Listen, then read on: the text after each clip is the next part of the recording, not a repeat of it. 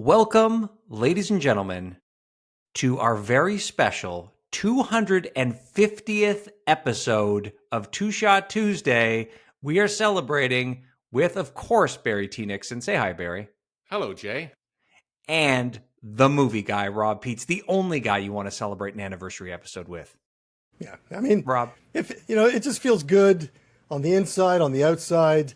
It's great to see you guys, and let's talk movies. Yeah, we're going to talk movies, and we're also going to be talking about the number of shots we've consumed, because tonight, if you've been keeping score at home, we are going to be consuming shots 499 and 500 today on the show. So our livers are doing good. Rob's here to talk about the Fantastic Four First Steps, the third kind of relaunch. It's the fourth Fantastic Four movie. I didn't realize this, one every 10 years. Fantastic Four 2005, Fantastic Four Reboot 2015, and now we've got First Steps. We're going to go into shot number one to kick us off, shall we, Barry? Yep, let's do it, Jay. What do you got? And it wouldn't truly be an anniversary without also debuting a new whiskey that I just picked up at my local. Beautiful. This one's called McConnell's. It doesn't get much more authentic than that. Look at that embossing, Jay. I know you love the half cork. Love it. And there's lots to read on this bad boy, Jay. So you're also going to enjoy that. Like a book. So, yeah, this is what it is. McConnell's making its Two-Shot Tuesday debut tonight. Rob, Terrific. what have you got? Yeah. Well, in honor of Fantastic Four, I am drinking some Fantastic Four juice in blue, in a retro cup, a little retro shot glass. That's very nice. Awesome. This is actually a period-accurate shot glass. This is like from probably the 60s. Wow. Okay. Fantastic. That is really cool. I like that. And I am going with our favorite whiskey. That would be the Jameson Triple. Beautiful. All right. Cheers. Cheers to you. And here's to 250 episodes. Cheers.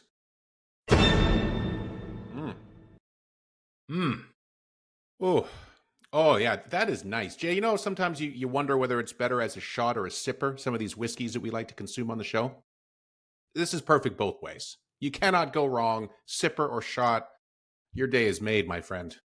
Absolutely. Absolutely. I'm glad to hear that. I'm so excited to hear that. All right. Fantastic Four First Steps. We all watched this movie, not separately. You two watched it together.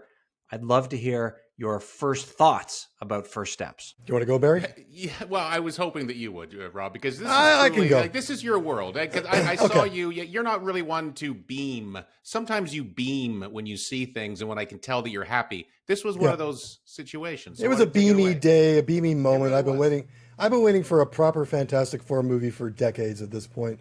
And, I am a fan of the Fantastic Four. I've had this shirt. I have 3 of these shirts.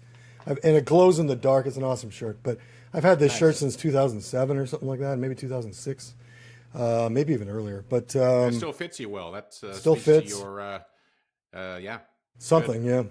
Yeah. So basically, there was a movie in the 90s that was released, but never released. A Roger Corman Fantastic Four movie. Yeah. That was strictly done for licensing reasons, so they could hold on to the license. That's where this every 10 years thing comes into play. Every 10 years, Fox had to release a Fantastic Four movie to keep the license going.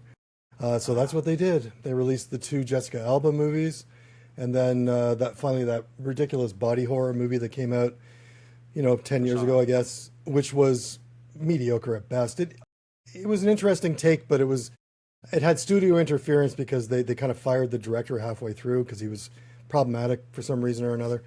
And then they reshot half that movie, so it just ended up being a mess. So to finally get to see a proper, thought-out, for the fans style Fantastic Four movie was a treat that I've been looking forward to for a while. I had some reservations with some of the casting with Pedro Pascal, who's in pretty much everything these days. Yeah.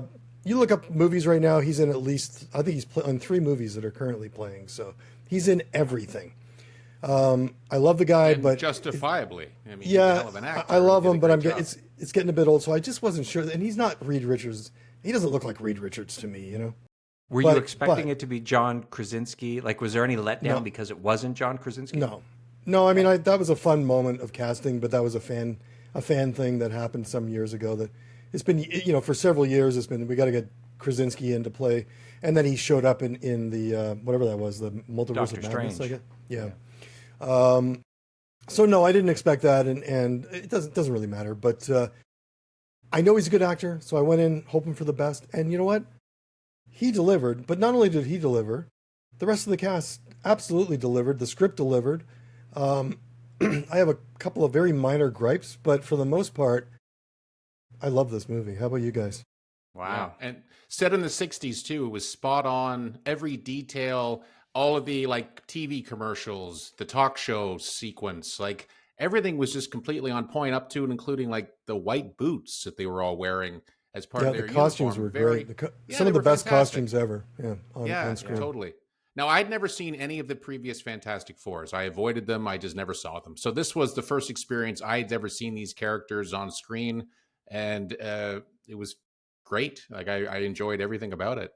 The casting. I mean, yes, Pedro is maybe he's a little oversaturated right now out there in the marketplace, but I don't know. I still think he's a joy to watch, and he was like there was some real emotional heft in this movie too, especially towards the end. And I mean, I'm not sure any other actor could have pulled off like I don't know, it just really seemed realistic, like what he was able to convey, those emotions. I mean, I don't know. I know you felt it, Rob. I Yeah, felt it. I think it I think worked everyone in the because theater felt it. I think it worked. Jay, Yeah. what did you think of Yeah, what do you the think, whole Jay? casting stuff? I also really enjoyed it. I thought the casting worked out well. I'm a fan of Pedro Pascal. I love that he kind of comes in and just does his own thing. He's got the same look for every role. Like he doesn't shave the mustache for any role. He's like some people transform themselves. He brings himself to the role, and so it's him. Vanessa Kirby, I'm not all that familiar with her, but she did a hell of a job. Like She was a had to, great Sue Storm. She was yeah, really she good. had to Yeah. be through everything from, and we'll do some light spoilers, everyone, but from pregnancy, delivery to like saving the day at the end. Well, won a big part of that. Look, the Fantastic Four win. I guess we can say that. And they will be seen again. Yes, so, but spoiler. the really the interesting thing as well that I thought, and I think Rob, you would probably appreciate if I guess, in the comics years ago, it was kind of like Invisible Girl and Invisible Woman was always kind of joke because, oh, she's got no powers, she's the weakest member, she only turns invisible. But of course, we as comic fans know she is probably the most powerful member of the Fantastic Four because of these force fields that she can do. And I remember one comic where she was like, I forget which the bad guy was, that was like, oh, you can't stop me, you're the Invisible Woman. And she's like, I could create force fields in between your ventricles and your aorta and just stop your heart from beating right now. Like that was kind of cool, just to show how badass she is. So I thought that really came through. And She's often in the comics.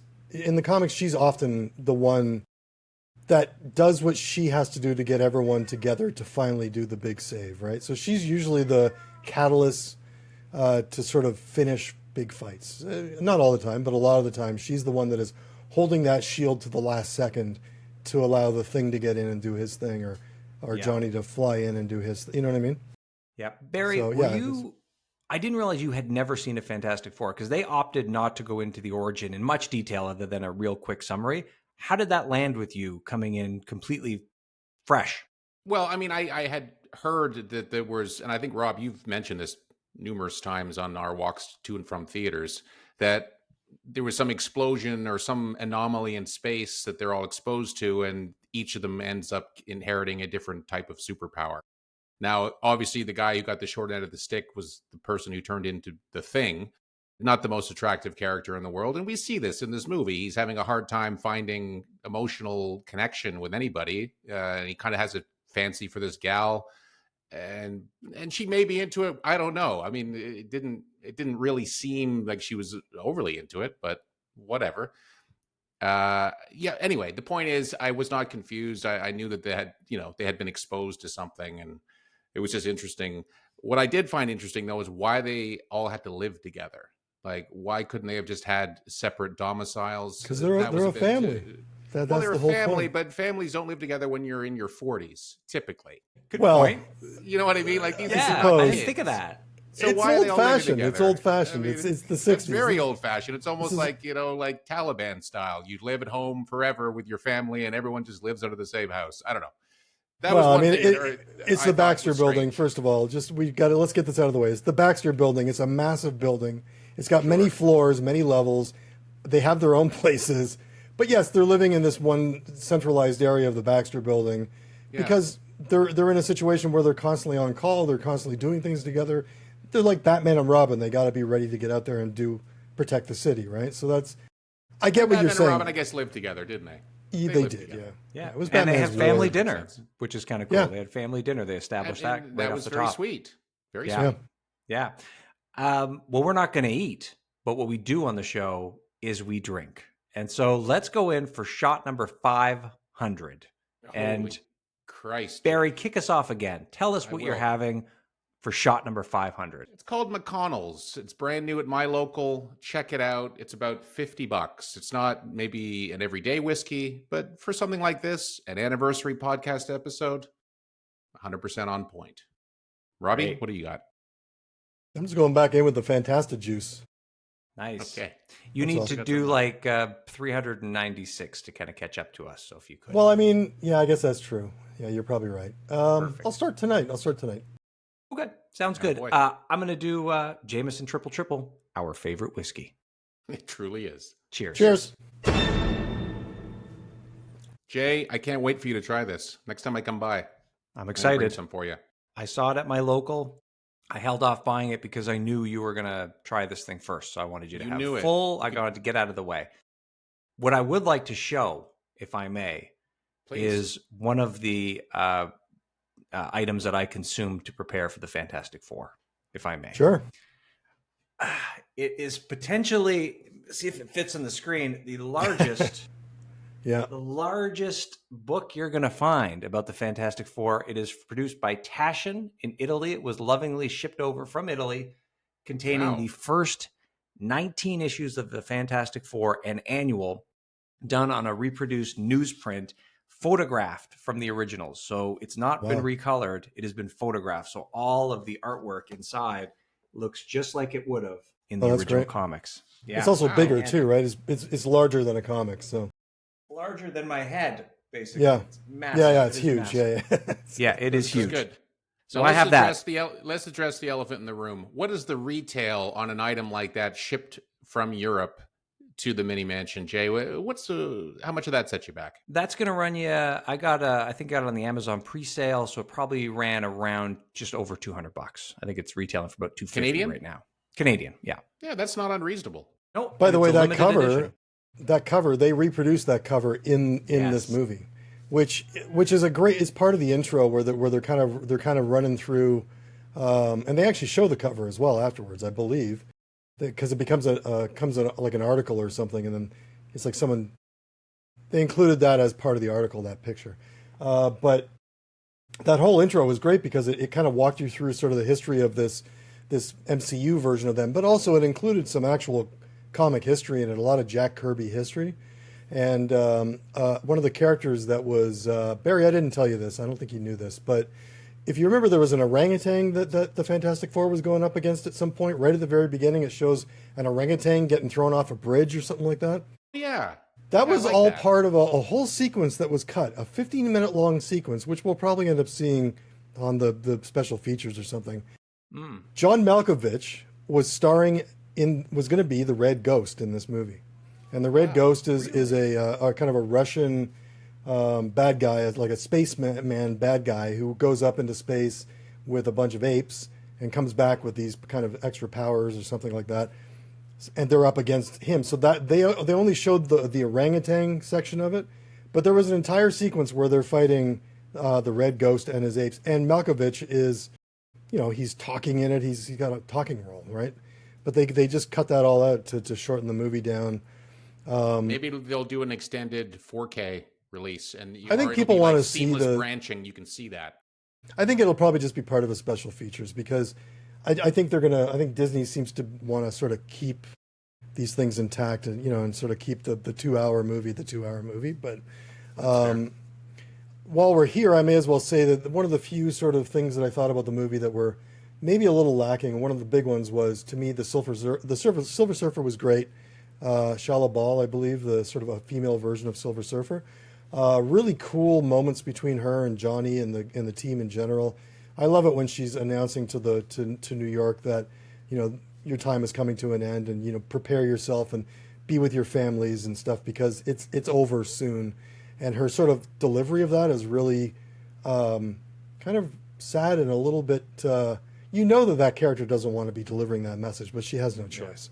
So to learn a little more about that through the movie, I do think they could have given us a little more Johnny and Silver Surfer, because there's definitely some chemistry between them. And it gets, I think, cut short, and I believe it's probably on the cutting room floor. I don't know for sure, but I do feel like there's more there that we missed. And it kind of leaves her story, to me, I don't really know why she did what she did at the end, because we don't really have a fully fleshed out reason for that. And I don't want to necessarily spoil that, but, you know, she does a major thing at the end, a heroic moment, and it's not super justified because of how they handled the earlier parts. Yeah, I agree with however, that. it was great. You know, it was still great, but it was just like, now, was the Johnny character as horny in the comic as he was in this movie? Johnny's always been a bad boy. He's just a good looking dude and enjoys having fun. Yeah, I think Chris Even Evans with played women that are completely silver. Anyway. Yeah, I think Chris Evans did a good job playing him in Chris the Evans was 2005. definitely the more sort of like classic interpretation of what you would expect. I'm glad they he was didn't more do handsome that. than this guy. For But sure. I'm glad they didn't do that, because that's not. It's just been overdone in superhero movies, and so I'm glad they avoided that. They made him cocky, but not too cocky. He's not annoying. Johnny can be a bit annoying in the comics sometimes. He wasn't that bad. Fun to watch, actually, and smart. In this one, they made him a bit more smart. He was able to sort of do a Rosetta Stone and figure some stuff out, which he's not always for him. responsible for doing. You know. What was your thought on the? It seems to have been a gender flip for Silver Surfer, just for the sake of being a gender flip. Like, Yeah, I don't think so. yeah, I don't think so. I you think what you they think there's something else behind the? No, I think we might it's see a- the Norrin Rad.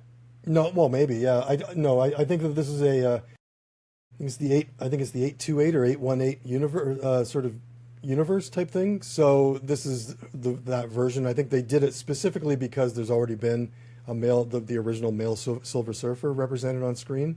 They wanted to give you, well, in the second Fantastic Four movie from 15 years ago, or I thought you 20 years ago. meant in the current MCU, but no. No. It's not in On the current. the second Fox movie from the early 2000s had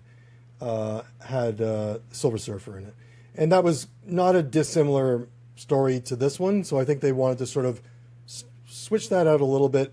Shala Ball is definitely a character in the comics. She's Nora Rad's wife, so they just kind of used that and they flipped it a bit. I think that's really the justification for it in a lot of ways. And who knows, we may see a male Silver Surfer in the MCU, but I don't think so. I think the MCU is kind of on its own realistic track.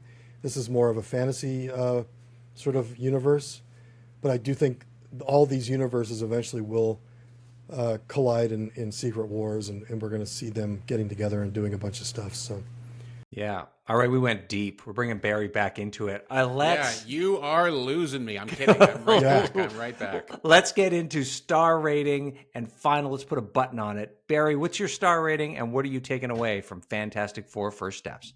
Well, I'm taking away a great time at the movies. I will say it was not as funny as Superman. I thought the jokes were better in Superman. These ones were okay. It just wasn't as punchy, I felt, as it was Superman. definitely a more serious movie, I would say. It was. Yeah. And I think we've all come to kind of expect a certain level of humor in these films, and a lot of it is done well. Some of it's okay. But it doesn't, detract from the overall experience. I had a great time. The effects were amazing. I like the story. All this was brand new to me, Jay. It was like, I don't know any of these people. I don't know any of the villains, but it was a lot of fun. Well, good pacing, great acting, emotional heft. I got a little misty towards the end. And I know Rob did too. So, Your feelings are really coming out now that you've been at these. well, now that MCU I'm a movies, middle-aged Barry. man, this is what happens when you become a middle-aged man, Jay. Stuff You just starts weep all to the creep time. back Yeah. up. Oh my god! I don't have that leathery husk over my heart anymore. It's just Watch it's out. sad. It's Okay, sad. star rating. Star rating. I'm Then over to gonna Rob. give this one a solid 4 out of 5. I Terrific. didn't love it as much as Superman, but it's a 4 out of 5 movie for sure, and I will definitely enjoy watching it again. Hopefully, with the extended sequence that Rob talked about with John Malkovich, maybe. Who knows? Rob, your star rating, and what's your final verdict on First Steps? Final verdict, I will say that there's a moment where they first meet Galactus, where they journey to meet Galactus and try to negotiate with the Galactus.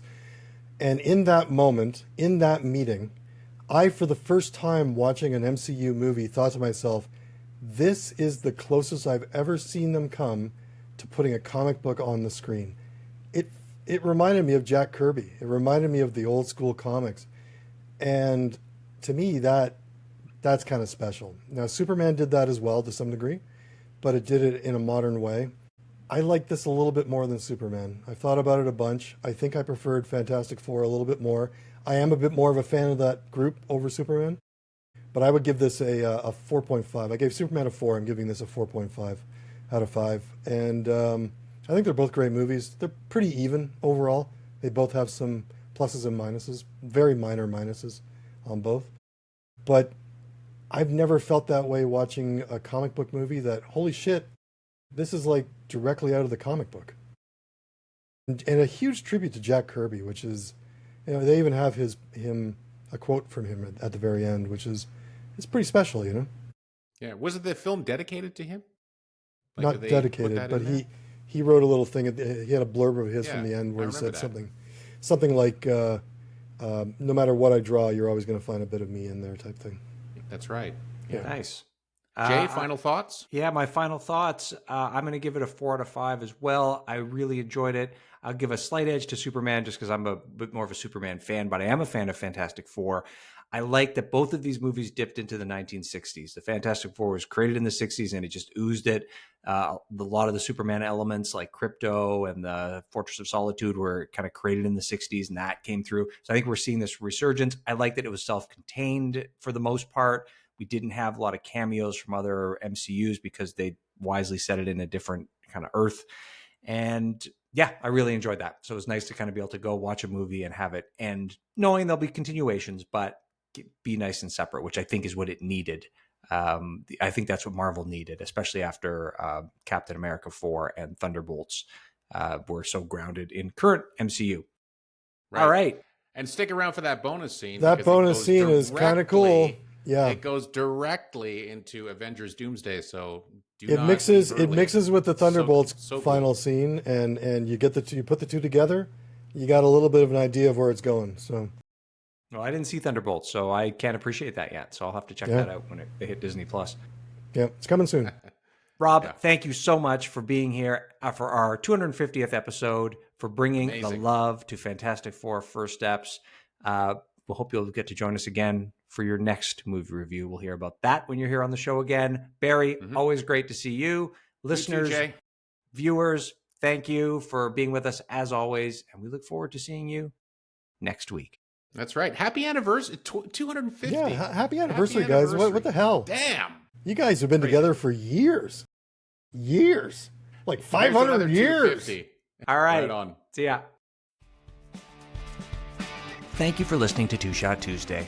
The show is produced by Barry and I and edited by me. If you have yet to rate and review the show on Apple Podcasts, please take a second to do so now. It helps us grow, and it helps new audiences to find the show. You can find us on Facebook and Instagram at Two Shot Tuesday, and on Twitter at Two Shot Tuesday Podcast. Stop by, give us a follow, leave us a comment, and share your favorite episodes. If you have a question you'd like featured on the show, you can send us a text at 647-486-4848. Thanks for listening. We'll see you next week.